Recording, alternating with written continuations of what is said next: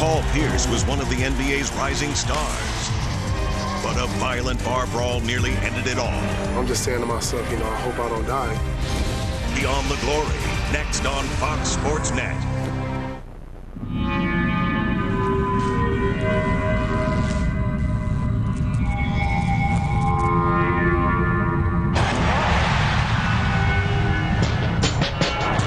He's known as the Truth. The Truth bringing them to their feet here at the Fleet. Paul Pierce is infecting the NBA with the truth. But that's the one thing Paul Pierce may never find out. The knife wound came within an inch of several vital organs. There was no rhyme or reason for this to happen. Paul did nothing wrong.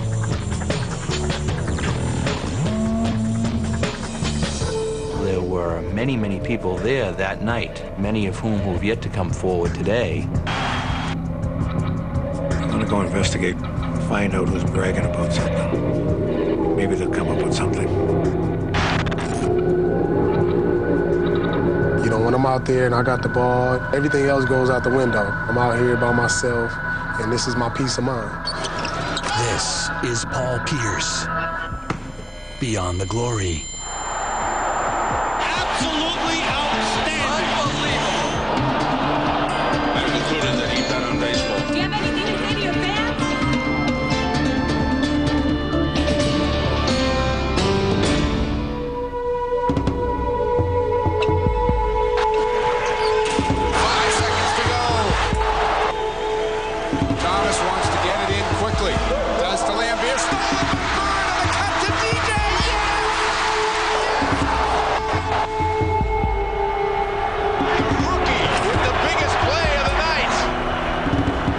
I'm 22 years old. The world is right there for me. I'm young. I'm doing what I want to do. He had the game. He was living the life.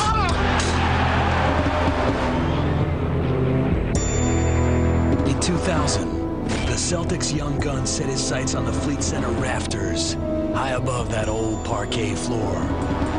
My third year, I'm gonna come out and show everybody, show the world what I got now. It's time to unleash the dragon.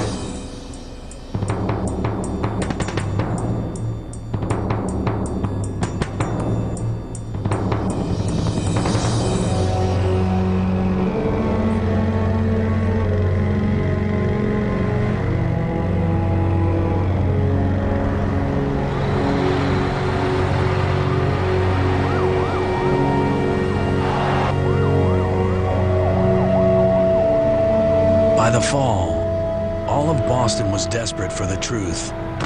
What had happened to Paul Pierce?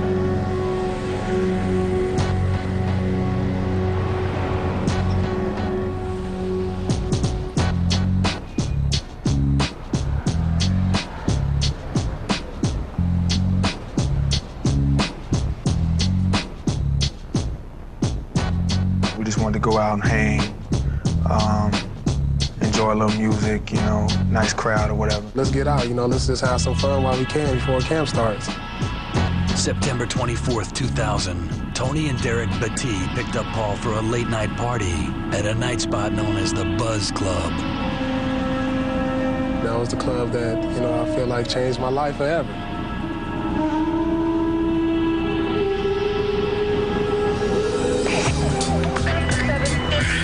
Approximately 1 o'clock this morning, Boston police responded to the Buzz Club. Paul Pierce had been stabbed several times during an altercation inside the nightclub. Oh, ridiculous shot by Paul Pierce. Pierce. He is out of the We went in the club together. I went right, he went left. Couple ladies in there, I stop, I say hi, and then next thing you know, I'm in the mix with somebody. Some guy just runs up, some regular club goer, and he's like, Paul was just in a fight. And we're thinking like, what? Everything is happening so fast that, I can't even tell you how long it lasted. I immediately just said, Tony, we got to get him out of here. I picked Paul up in my arms, just like, a baby, and I carried him out of that club and put him in the car. He's talking to us like, nothing's wrong, he's cleaning up his face, When he leaned up, from the headrest all the way down his back, my whole seat was just drenched with blood. He had been stabbed at least 8 times.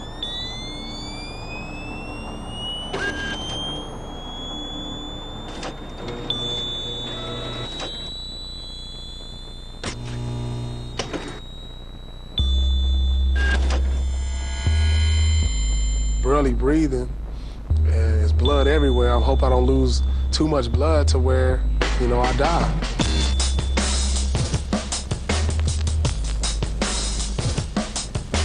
In the chaos outside the club, the Batty brothers began screaming for a hospital. We wasn't familiar with the area, and it was real hectic. It was a chaotic 3 minutes. We were racing down a one-way street. I'm dodging cars, trying to get there as soon as I can. As soon as we hit the corner, there's a children's hospital at a big hospital sign, so we just following the sign. We don't know where the entrance is. Pull up to the first door, it's locked. Another door is a couple steps down. So we started headed up to the emergency. Got halfway, Paul couldn't make it. I'm like, Derek, I'm looking at him like, man, I can't walk no more. A security guard alerted the emergency room just a few feet away. They kind of just rushed us out all in a frantic pace, like, okay, we'll take it from here. And I remember the last thing he said on the elevator as we was going up the elevator to the surgery, he was like, he didn't get my arm, D. Like I said, you're gonna be like a ghost.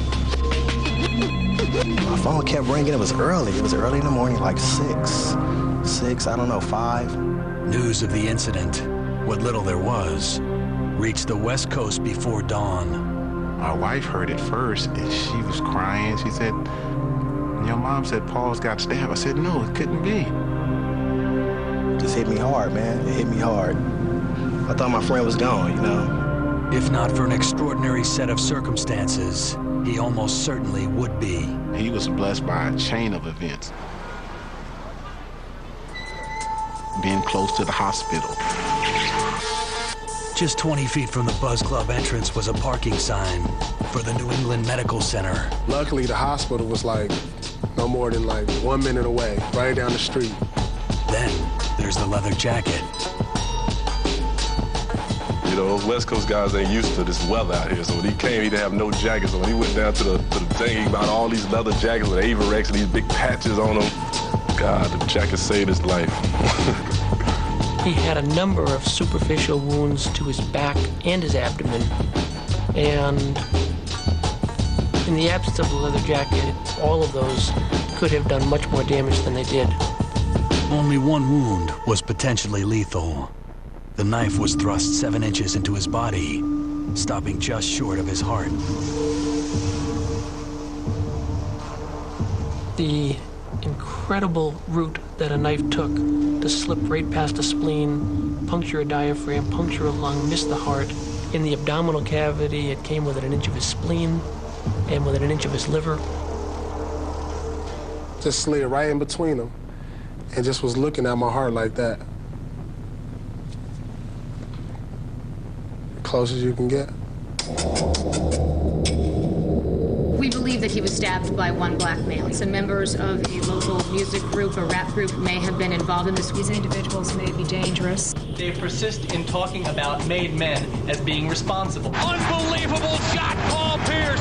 And sometimes the truth hurts. We're really not comfortable in commenting on a motive. That particular night, it was a group of guys that I guess just really had it in for Paul for whatever reason. What did I do, to deserve this?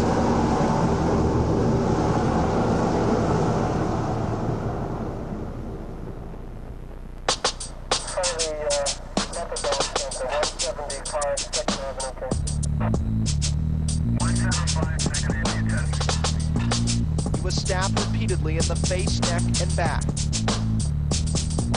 Some members of a local music group or rap group may have been involved in this. September 25th, 2000. Paul Pierce lies in critical condition after being stabbed at least 8 times in a Boston nightclub. Doctor says you're gonna be all right, and I'm like, am I gonna live? I just wanna make it through this, am I gonna live? Am I gonna live?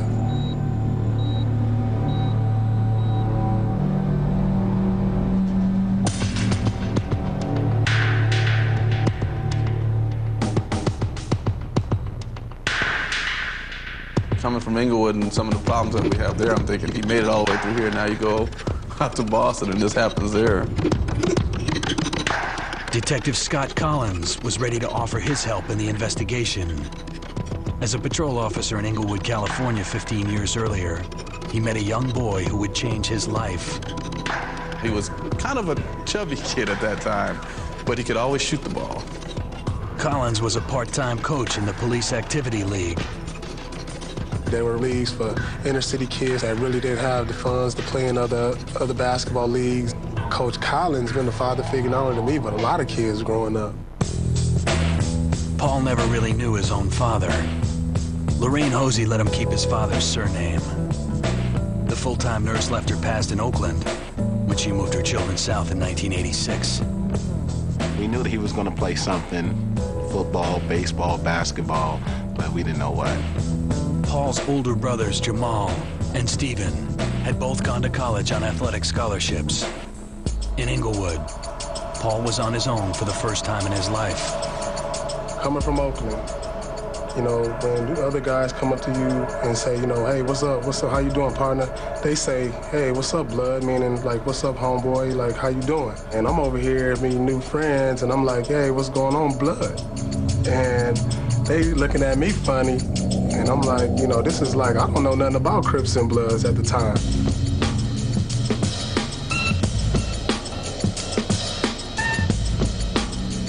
We have our share of gangs in Inglewood, and a lot of violent crimes.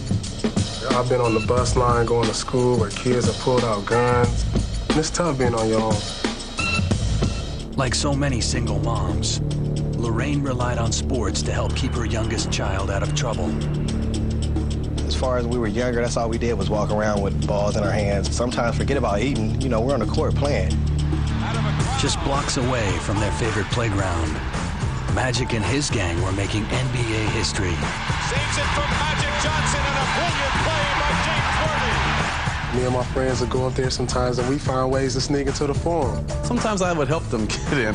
For overtime pay, Collins worked security at the Great Western Forum. On this play, a lot of times, you know, they'd want to go to the game, so I'd try to get a few tickets for a couple of young men to go to the game and see. Celtic guards have been told they get it into Larry Bird, who walks it in. The Celtics, I hated growing up. I mean, you had respect, but you hated them. So, and I'm sure it was the same way in Boston with the Lakers, probably. Paul, like most playground players in Inglewood at the time, believed he was the next coming of Magic Johnson. But by high school, his game was at a crossroads. To come to Inglewood High School and play basketball means a lot to a lot of different kids. We've had over 70 young men try out for every level. It's a tough place to come and play.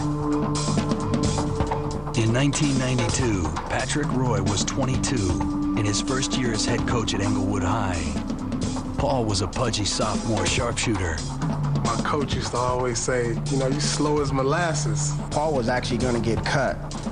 He tried out for the team. We kept him around for a while, and I was definitely on the verge of cutting him. That's Crow just outside the three-point circle. Inside pass to Pierce. It's no good. It came to one tournament. It was like a Christmas tournament we all played in.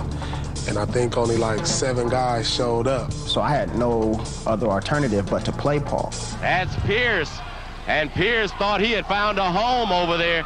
He's settling in and shooting another three. Paul stepped into the lineup from there, and he never got out.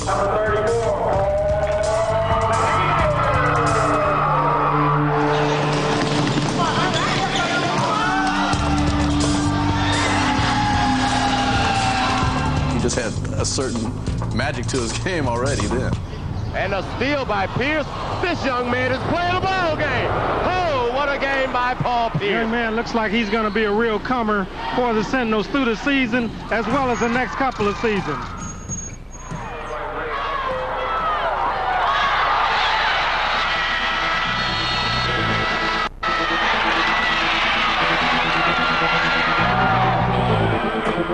The next year, Paul's body developed along with his game.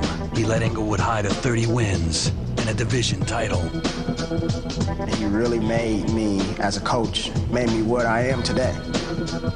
By his senior year, Paul was rated the top prospect in the state. I saw him play more than anybody in the world. You know, his mom probably saw him play just as much, but there's no coach that saw him play more than I saw him. Kansas coach Roy Williams distinguished himself from the rest of Paul's recruiters in one other way. He didn't promise me anything. He said, you know, you're going to go here, you're going to work just like everybody else, I'm going to stay on you. We tried to sell him on the idea he could be the missing piece to the puzzle, but that he had to earn it. That was enough for me. He left for Lawrence, Kansas in the fall of '95. I felt like I was ready to go away to be a man.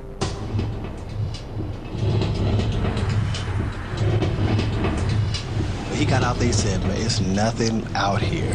First time it snowed, he didn't have a jacket. You know, like, man, I'm from California, you know, it's snowing out here. But the little campus on the Great Plains of Kansas holds a shrine to the game where Paul Pierce would feel right at home. Paul Pierce. There it is for Pierce. The bigger the game, the better he played. Here's Pierce to the other end. He hesitates, he shoots, he scores. The amazing As a sophomore, Paul was the second leading scorer on a dominant team. Devon out to Pierce for a long three. They had Rafe LaFrentz, they had Pollard, they had Jacques Vaughn at the point, they had Paul. So they were a great basketball team. Kansas would lose only one regular season game. A double overtime heartbreaker at Missouri. Missouri gets it. The Jayhawks were the consensus pick to win it all and give Roy Williams his first national title. And he plays into Pierce, who goes to the goal and stuffed it. Unlike the NBA, where it's a playoff system and generally talent prevails, this is a game of one and out, and they went down. We're a little bit disappointed, but I'm not going to hold my head down and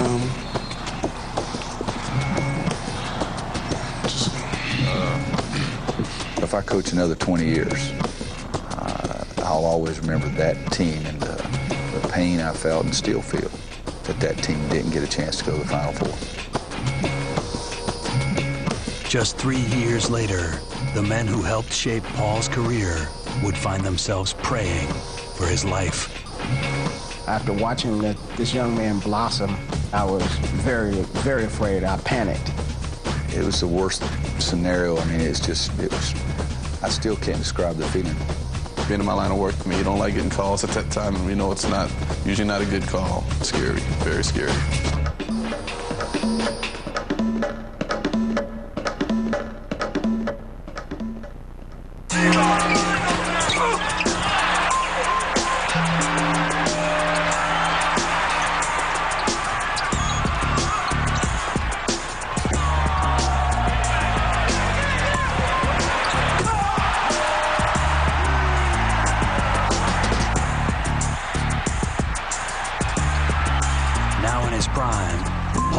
Has already left his mark on one of the game's most storied franchises. We got the greatest steal probably in the history of the draft.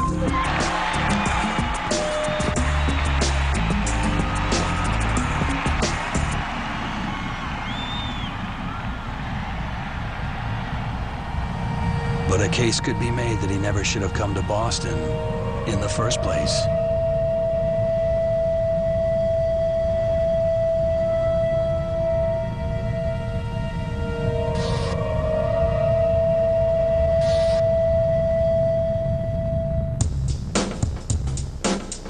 In 1998, Paul's junior year at Kansas, he was considered a top 5 draft pick. A lot of times I'd look and I said, that guy can't guard him. And I would yell, take him. But I'm not sure I've ever done it to anyone else.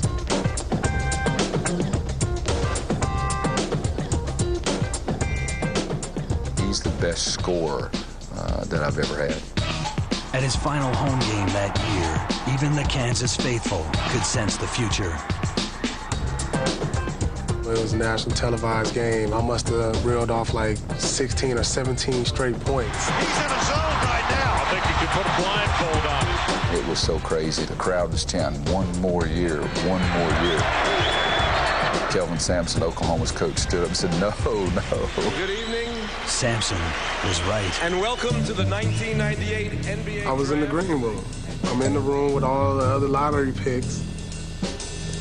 Before the draft even starts, everybody's kind of relaxing around, but once it starts, it's kind of a hush, and you can feel the tension in there. With the first pick in the 1998 They start calling off names, and they didn't call Paul's name at 1, they didn't call him at 2. We just like holding our breath every time they call out a new name.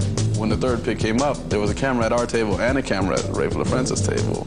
The Denver Nuggets select Raef LaFrentz from the University of Kansas. We thought he would go 2 or 3 in the draft, and he's slipping. And then all of a sudden, we're all trying to gather information to say what's wrong with him. With the fifth pick, as it went to 5th pick, 6th pick, 7th pick, we're saying there's no chance. There's no chance that this is going to happen. With the 9th pick in the 1998 NBA draft. When I'm looking over at my brother, looking over at Scott, looking over at my mom, you know, nobody knows what's going on. You feel embarrassed, like, hey, what did I do wrong? The reason his stock dropped down was really out of shape, but when the source said he was soft.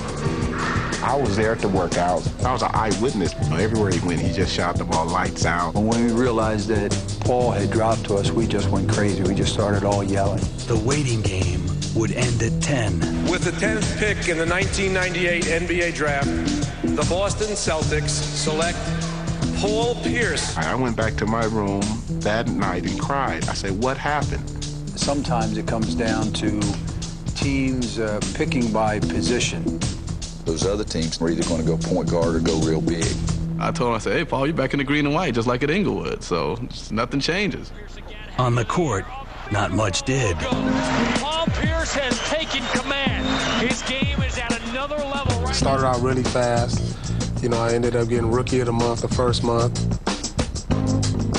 Number 34 began his professional career as a role player under Rick Pitino.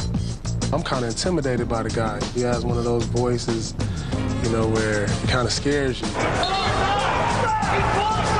Despite Paul's play and Pitino's enthusiasm, the young Celtics were often outmanned and overwhelmed. In college, I probably lost a total of, 11 games at most. And then I come to the Celtics, and in my first, 3 weeks, we go on a 9-game losing streak. And I'm like, man, this is tough. Yeah, Reed steps to this one. No, rims it right there. Pierce, and he may have turned an ankle. A severe ankle sprain would nag him the rest of his rookie season.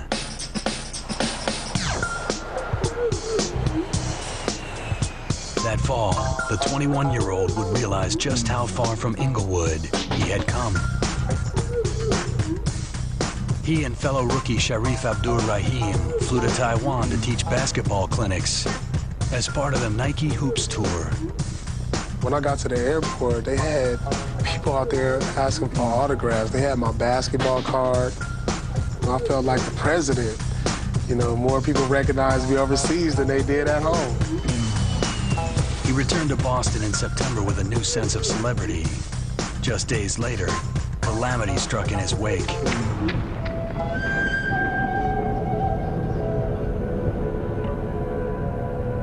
You know, a big earthquake, people die, buildings, you know, get torn up. I'm thinking somebody, you know, was watching over me. If I was over there, you know, a couple days longer, there would be no, you know, Paul Pierce in the NBA today. Pierce, all the way. When his second season began just weeks later, Paul was determined to play to his potential. It was his time to run his own show. He filled the shoes and he stepped up. He and forward Antoine Walker gave Celtics fans everywhere hope for the future.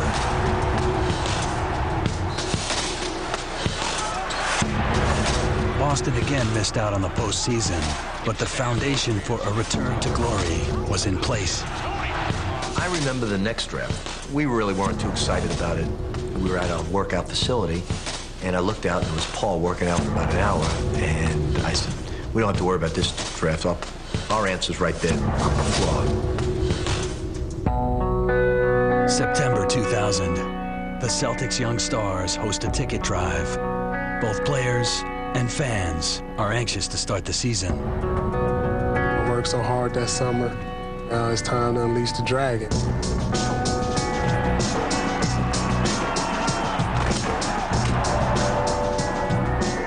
to go out and hang, enjoy a little music. Let's just have some fun while we can before camp starts. He was stabbed in the face and neck and back. He was in pretty rough shape when he was wielding the door. The emergency staff at New England Medical Center debated cutting open Paul's chest to determine the damage. A midline incision from stem to stern, allowing us to look at all the organs, put our hands in, feel things, and make sure that there's no other injuries. The procedure could have hospitalized Paul for 6 weeks or more. Instead, they chose a relatively new procedure, laparoscopic surgery, sending a tiny scope into Paul's body through his belly button. We were actually able to take the camera and go right up into his chest cavity and inspect his lungs and inspect the bottom surface of his heart and also make sure that those were not injured. Had he gone to a different hospital that night, the less invasive treatment may not have been an option.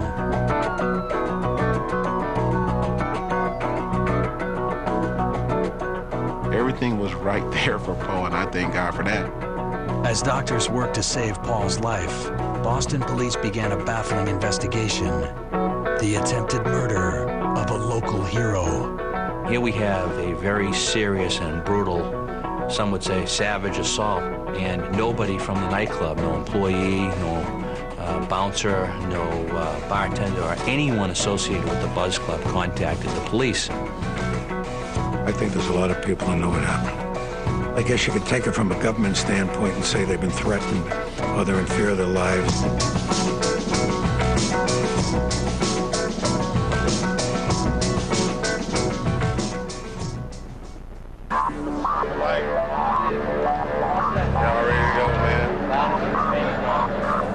First of all, I want to thank God for allowing me to be here today. Without him, I wouldn't be standing here being able to talk to everybody. My family and I want to thank the hospital, all the doctors, nurses. 3 days after being stabbed to within an inch of his heart, Paul Pierce walked out of the New England Medical Center on his own. I can't wait to get back out on the basketball court, join my Celtic teammates. 24 hours earlier, Boston police issued arrest warrants for 3 men. A lot of it was simply old-fashioned police work and following leads. Fortunately, some people did come forward, and from there we were able to identify those we believe were responsible for this crime. I recognize a couple of the photographs. Paul identified William Ragland. He and another suspect, Trevor Watson, worked security for a local rap group known as Made Men. 5 months earlier, a member of the group was stabbed during a backstage brawl at a rap concert at the Fleet Center. 2 members have been murdered over the group's 15-year history. Founder Ray Scott has had several brushes with Boston police. If they don't have any clues, whatever, it's just easy to say made men, or it's easy for somebody to say made men. Scott and his lawyer appeared on the local news the day after the stabbing. It was crowded, so, there was fists flying and stuff like that. I really didn't, it was dark in there, real dark. I just, left. He's done very well. He is a part owner of The Source magazine, which is the largest hip-hop magazine in the world. Paul also identified Anthony Hurston, who was employed by The Source. I want to send my, definitely regrets for what happened to Paul Pierce and his family. And that comes from me and everybody that is down with, the Made Men. I want to make it clear that in this case involving Paul Pierce and in those prior cases, their affiliation with the rap group Made Men made no difference to us.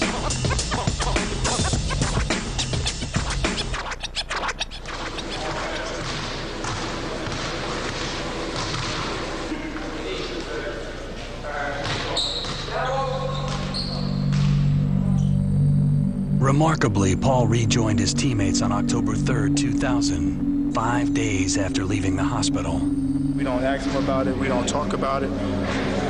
It's like it never happened to us. He has a great spirit. You'll be surprised at the attitude that he has now in the situation. His heart and his drive for the game, he wanted to be there. He wanted to be around the guys, I remember the doctors saying we do not want Paul to be putting his hands above his head The day that he said that to me, I looked out of the office and Paul was down in front of the basket shooting. That same week, just miles away, the district attorney's office began presenting its case to a grand jury. A grand jury is a secretive body, exists in every county in America. They listen to evidence to determine whether or not probable cause exists to charge certain people for a crime. The government, through the Boston police, had a witness almost immediately. She told the police that she observed William Ragland and Trevor Watson, each with a knife and stabbing Paul Pierce. A second witness identified Hurston as the man who smashed a champagne bottle across Paul's temple. Nearly 2 years would pass before the three men were tried in court. Right now, I'm just trying to put it behind me and focus on basketball. You know, that's my main focus. That's what I came to Boston to do, and that's what I want to do. 2 weeks after the attack, Paul celebrated his 23rd birthday by playing in a full contact scrimmage. Unfortunate things happen in life. Sometimes you don't try to figure things out. You put the past behind you, you forget about it, and you get on with the present and the future. My relationship with Coach Pitino definitely grew a lot closer. I lost a player at Boston University of an enlarged heart. I've lost, obviously, an infant son, and so when I realized I almost lost Paul Pierce as a young man, someone who had all his dreams in this game almost come to an end, really bothered me. Pitino hired round-the-clock security for his recovering star. With the season opener just days away, the Reverend Al Sharpton held a press conference accusing police of racial profiling.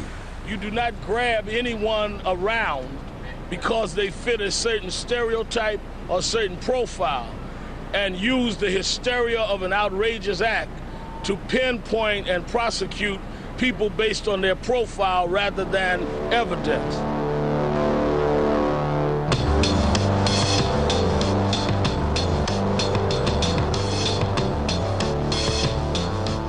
I felt like the basketball court is my peace of mind.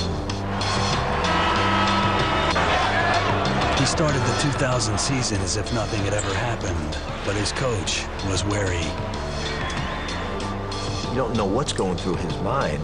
Is there somebody in the stands out to get me? I told Paul if he ever has any fears, I'll trade him.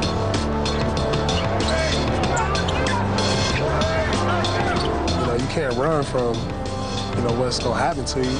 The decision for me to want to stay with the Celtics was, the fan support, just knowing that I had people who had my back, that really had, really wanted to support me through this. Alley-oop to Pierce, and he puts it in. Larry Johnson. Number 34 would be the only Celtic that year to start all 82 games. Pierce off the dribble. Oh, hello. Anthony gets it quickly to Augman, and Pierce the quick hands to take it away. Pierce the nice move. But his biggest fan would be gone by mid-season. I said in the beginning that come next year, if this team doesn't reach its potential, doesn't make the playoffs, I would definitely make a move on myself.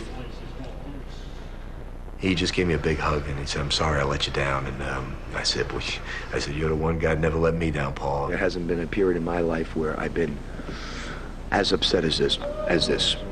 Paul would put all the turmoil of several anxious months behind him and unleash the dragon, as promised. Pierce for two. There wasn't much defense. Pierce again. Doing all this stuff with a body that was not as strong as it would be normally, and he was still really turning it on. In March, he scored 40 points 4 times in a 7-game stretch, including a 42-point outburst in his hometown, prompting Shaquille O'Neal to pull aside a newspaper reporter. Shaquille O'Neal said Paul Pierce is the truth. Shaq is the godfather, he's the godfather of the league. Who's going to argue with Shaq? That summer, the Truth signed a 6-year, $90 million deal to stay in Boston. It's one of the biggest days of my life. I feel like I'm back at the draft or, one of my first games. But the truth about what happened the previous September was suddenly more in question than ever before. I was convinced in my investigation that neither Ragland or Watson was involved in the stabbing. Defense attorney Martin Leppo was visited by the prosecution's star witness in July. She stated to me that she had lied to the police. She said that Trevor did not have a knife. I don't think Ragland was involved in any more than throwing a punch at Pierce. I honestly believe that. With a legal showdown looming, Paul Pierce would help put Boston back into contention.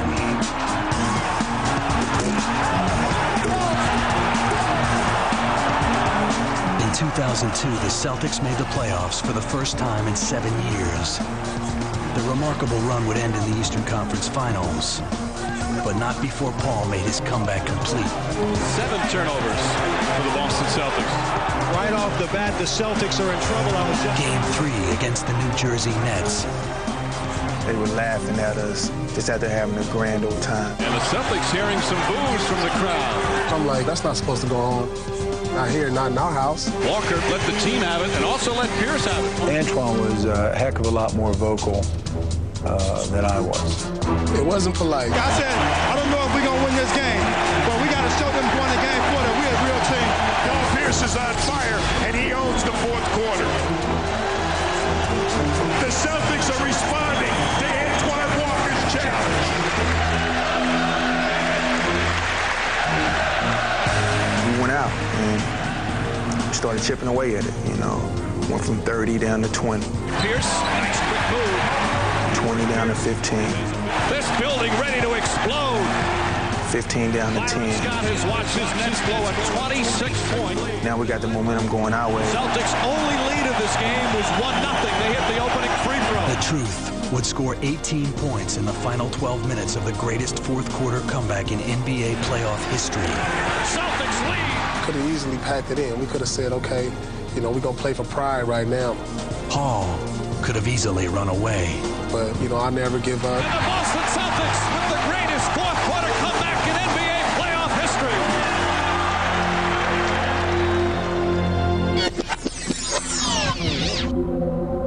history. Something that's been on my mind for a couple of years. You know, all these things just come up again like it just happened yesterday. Raise our hand. Someone swear testimony about you, this jury, is matter by the Commonwealth and the defense of the whole truth on the truth, so we got it.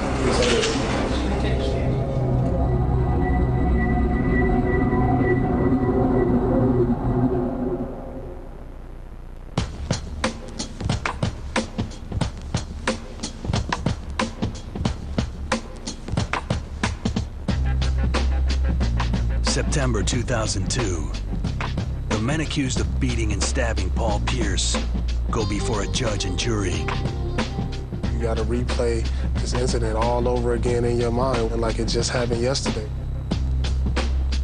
William Ragland and Trevor Watson, both bodyguards for the rap group Made Men, were charged with armed assault with intent to murder, assault with a deadly weapon, and assault and battery. Anthony Hurston faced identical charges. They say he ran across the room and hit Paul with a bottle. He couldn't run if his life depended on it. The charges were largely based on one eyewitness account given to a grand jury. A woman who claimed to see both Ragland and Watson stabbing Paul Pierce. You have a case, you're prepared for the evidence to go in a certain way, and in this case, things changed substantially. The prosecution's star witness at first refused to answer any questions. When the judge warned her she'd be jailed for contempt of court, she fainted and was taken to the hospital. The following day, she changed her story. This woman came into open court knowing that she faced the possibility of a perjury charge before the grand jury, and yet she told a different story. She was not alone. 2 other witnesses recanted their testimony as well. Okay, and who was he fighting with, you know? He was fighting with a lot of men. Each witness described a chaotic brawl involving more than just 3 attackers.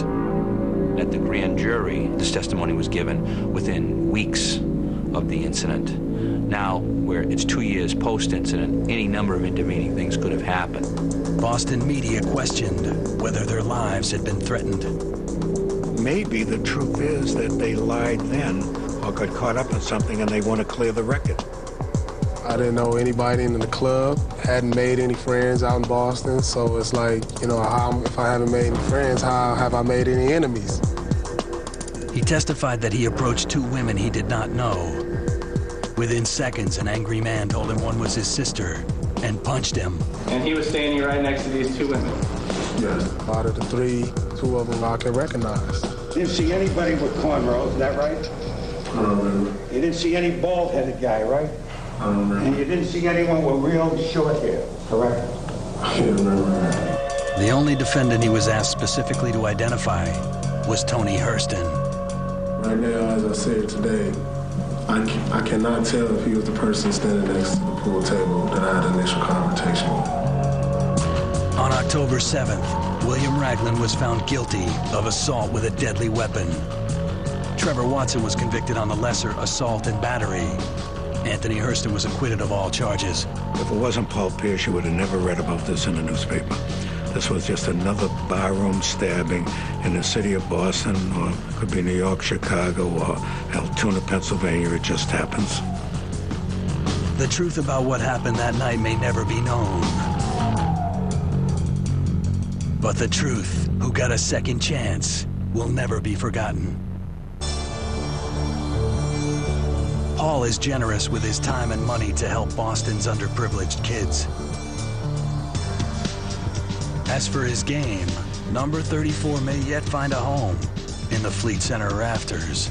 I haven't reached the top, but I'm still climbing.